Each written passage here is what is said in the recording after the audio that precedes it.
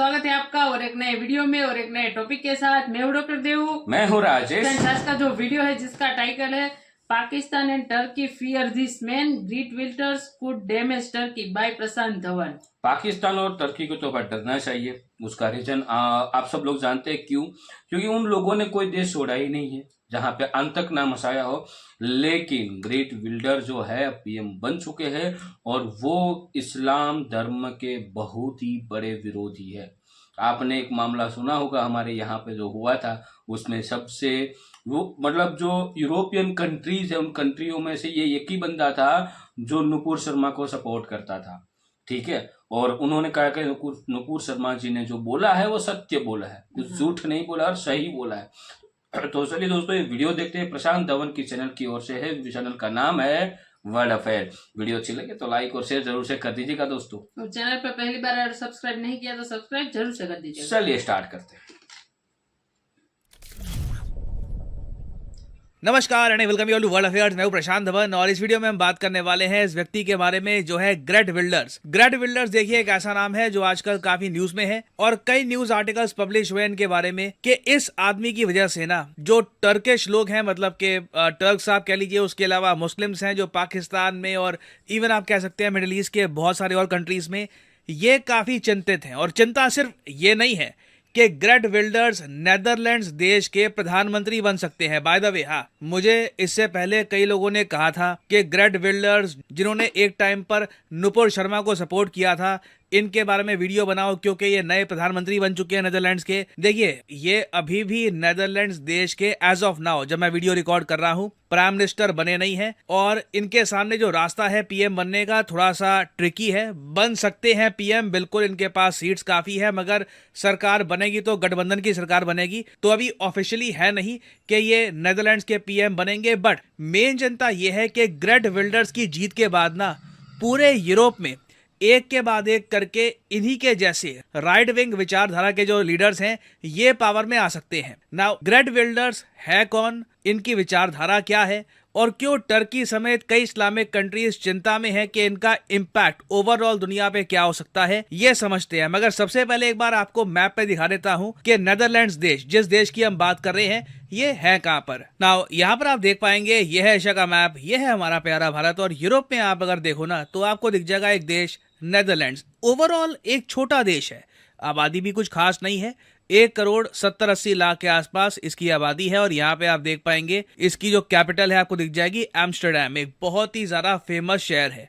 Netherlands कोई military power नहीं है, नेदरलैंड्स ऐसा नहीं है कि कोई न्यूक्लियर वेपन वाला कंट्री है, G7 कंट्री भी नहीं है। I mean European union overall G7 में काफी बार पार्टिसिपेट करता है, बट नेदरलैंड्स अपने आप में G7 कंट्री नहीं है, G20 कंट्री भी नहीं है नेदरलैंड्स। मगर नेदरलैंड्स में ना बहुत सारे इंपॉर्टेंट जो इंस्टीट्यूशंस हैं, बहुत सारे इंपॉर्टेंट जो हेडक्वार्टर्स है ये आपको मिलेंगे। For example international court of justice ये आपको मिलेगा नेदरलैंड्स में। उसके अलावा यूएन की जो कई बिल्डिंग्स हैं ये आपको मिलेगी नेदरलैंड्स में। और नेदरलैंड्स सिंस एक हाईली डेवलप्ड कंट्री है ना और काफी प्रोग्रेसिव कंट्री भी माना जाता है, तो इसलिए नेदरलैंड्स की जो सोच है, जो यहाँ पे लोगों के विचार होते हैं, इसका प्रभाव बाकी यूरोप पे बिल्कुल दिखता है। और हाल ही में क्या हुआ कि नेदरलैंड्स देश में चुनाव के बाद गेर्ट विल्डर्स ये सामने आए as a potential prime minister candidate. इनके पास पॉसिबिलिटी है, इनकी जो पॉलिटिकल पार्टी है पार्टी फॉर फ्रीडम, ये सरकार बना सकती है नेदरलैंड्स में। हालांकि रास्ता थोड़ा सा ट्रिकी होगा,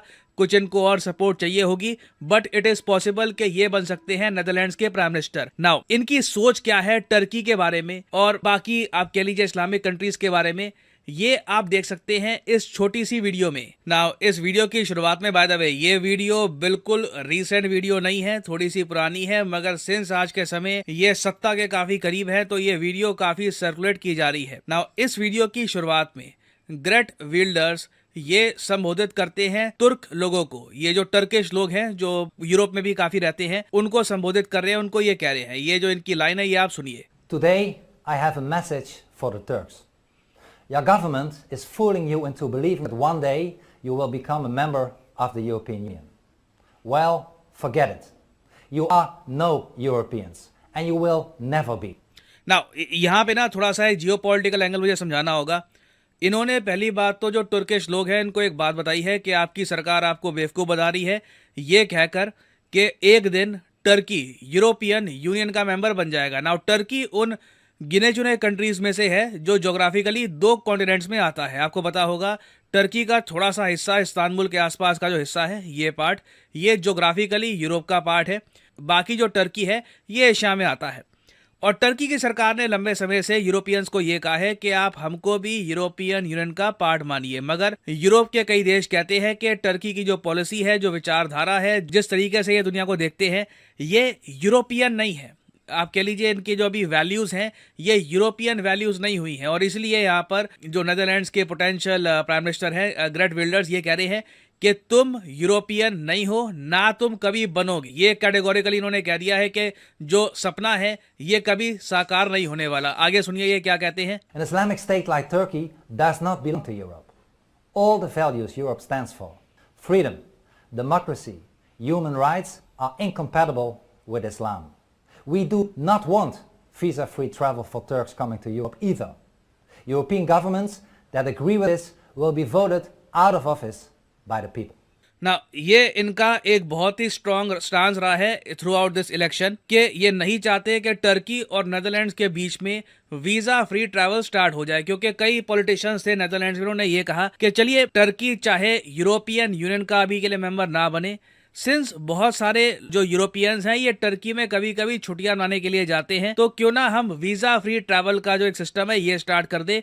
तो उसको लेकर भी इन्होंने साफ साफ कह दिया है कि कभी भी मैं इसको अलाउ नहीं करूंगा, नेदरलैंड्स के लोग भी इसको अलाउ नहीं करेंगे। और कल को कोई अगर लीडर इस आइडिया को ज्यादा आगे पुश करता है ना, तो वो सत्ता गवा बैठेगा। और वेल हुआ भी काफी हद तक यही है। ग्रेट विल्डर्स की पावर संभालने का एक बहुत ही बड़ा रीजन यही है कि इन्होंने जो नेदरलैंड्स के लोग हैं उनकी जो आप कह लीजिए डीप उनकी फीलिंग्स हैं वो समझी है और उसी को टैप किया है।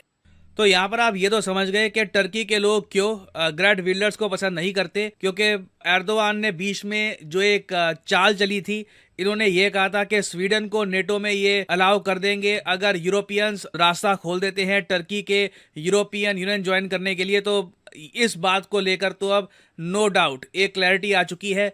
जब तक ये आदमी पावर में रहेगा, जब तक ग्रेट विल्डर्स नेदरलैंड्स में पावर में रहेंगे या फिर कहीं ना कहीं इनका इन्फ्लुएंस रहेगा पॉलिटिक्स में, टर्की की मेंबरशिप एक्सेप्ट नहीं होने वाली। ना टर्की के अलावा अगर हम बाकी इस्लामिक कंट्रीज की बात करें, फॉर एग्जांपल पाकिस्तान की अगर हम बात करें, पाकिस्तान में भी ग्रेट विल्डर्स को पसंद नहीं किया जाता। इसका रीजन ये है, आज से कई महीने पहले एक इंसिडेंस हुआ था जब पाकिस्तान के एक फॉर्मर क्रिकेटर खालिद लतीफ, यहाँ पे आप देख पाएंगे ये पाकिस्तान के एक फॉर्मर क्रिकेटर है खालिद लतीफ, इन्होंने ऑनलाइन वीडियो बनाकर ना ग्रेट विल्डर्स को धमकी दे दी थी। ये कहा था कि जो इन्होंने कमेंट्स करी है इस्लाम को लेकर ये बहुत ज़रा ख़राब है, और इन्होंने खुद एक बाउंटी रख दी थी ग्रेट विल्डर्स के सर पे। मतलब कि ये कहा था लोगों को कि जो भी ग्रेट विल्डर्स को मारेगा उसको ये इतना पैसा, कुछ 21,000 यूरो ये दे देंगे। ग्रेट विल्डर्स ने इन पर केस कर दिया और बाद में जो नेदरलैंड्स की कोर्ट है उसने खालिद लतीफ को सजा सुनाई ओवर मर्डर थ्रेट। और ये जो न्यूज है पाकिस्तान में काफी वायरल हुई थी। पाकिस्तानी इसको पता है कि ये आदमी कौन है, नो नॉनसेंस आदमी है और जो काफी बार कहता है वो करके भी दिखाता है।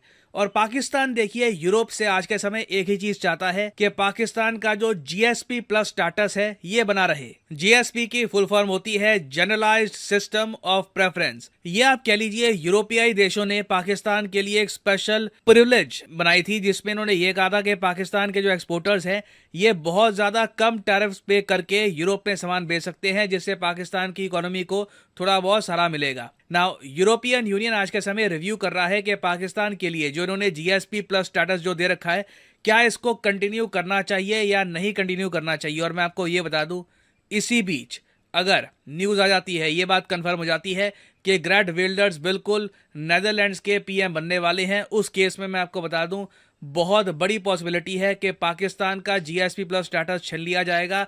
और जैसे ही ये न्यूज सामने आती है कि पाकिस्तान अब एक जीएसपी प्लस स्टेटस वाला कंट्री नहीं रहा, पाकिस्तानी रुपी बहुत ज्यादा गिर जाएगा, ऑलरेडी काफी गिर चुका है। आई मीन उसके बाद जो गिरावट आएगी वो मोन्यूमेंटल होगी और पाकिस्तान के जो एक्सपोर्ट्स हैं उनको भी बहुत ही बड़ा झटका लगने वाला है उस केस में। तो देखना होगा इवेंचुअली नेदरलैंड्स में होता क्या है, क्या ग्रेट विल्डर्स सरकार बना पाते हैं या नहीं बना पाते, और अगर ये बना पाते हैं तो मैं आपको बता दूं इसका इम्पैक्ट इवेंचुअली आपको पूरे यूरोप में दिखेगा, और पॉसिबिलिटी है कि ग्रेट विल्डर्स जैसे जो नेता हैं ये यूरोप के और भी कंट्रीज में खड़े होंगे। ऑलमोस्ट सेम टाइप की जो रणनीति इनकी थी वही रणनीति एक्सेप्ट करके हो सकता है कि बाकी जगह भी ऐसे लीडर्स आए।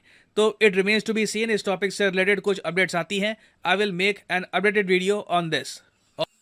सो थैंक यू दोस्तों, वीडियो को यहाँ तक देखने के लिए। लास्ट में जो मैंने न्यूज देखी थी उस न्यूज में तो मेरे को यही देखने को मिला था कि ग्रेट विल्डर है वो पीएम बन चुके हैं, लेकिन हालांकि उसकी पार्टी जो है जीती तो है, लेकिन कंपटीशन तब जाएगी क्योंकि हाँ सामने वाली पार्टी है वो भी बहुमत से जीती है, और अब जो भी पार्टी को सपोर्टेड पार्टी मिल जाएगी वो वहां की गठबंधन हो हाँ जाएगा तो दो में से किसी को भी गठबंधन में जाना पड़ेगा कि दोनों मतलब एक टाई जैसा हो चुका है। पूरा टाई नहीं है, लेकिन यदि जो अदर्स पार्टी है वो ग्रेट विलियम की जो पार्टी है उसके साथ मिल जाए तो मतलब वो बन जाएंगे पीएम, और वो नहीं मिले या फिर वो सामने वाली पार्टी में चले जाए तो वो बन जाएंगे। तो ये हुआ है अभी, लेकिन देखते हैं वहां पे पीएम कौन बनते हैं, और यदि ये पीएम बन गए तो पाकिस्तान की तो मतलब जो पाकिस्तान का जो मैंने यहाँ पे डर जो दिखा रहा है ना वो यही डर था। जीएसपी प्लस स्टेटस छिन गया तो पाकिस्तान बर्बादी की और धकेला जाएगा। अभी तो ऑलरेडी है, लेकिन ये उससे सीन गया। अब लक पाकिस्तान का कि उसके भाग्य में क्या लिखा है पाकिस्तानियों के। तो पाकिस्तानियों हर एक जगह पे अभी तक तो लात खाते हुए आ रहे हैं। अब इस न्यूज के बाद क्या होता है अब तो पता नहीं। जहां तक मेरे को लग रहा है 90% लात मिलने ही वाली है पाकिस्तानियों को, लेकिन 10% कह नहीं सकते क्योंकि गठबंधन सरकार बनेगी तो ही होगा ये, अदरवाइज तो वो सामने वाली पार्टी है वो विन हो सकते हैं। लेकिन जो अदर्स पार्टी है उसको किसी ना किसी के साथ तो मिलना पड़ेगा। अब उसके हाथ में है टर्की का पीएम कौन बनने वाला है, तो वो तो जब फाइनल न्यूज आएगा हम आपके साथ अवश्य 100% वीडियो शेयर जरूर करेंगे। और उसके अलावा ये वीडियो के बारे में आपकी क्या राय है, आपके पास क्या न्यूज है, कमेंट में लिखकर जरूर बता दीजिएगा। फिलहाल हम आपसे विदाई लेते हैं, मिलते हैं और अगले वीडियो में आपके साथ। टिल देन जय हिंद, जय हिंद, जय जय भारत।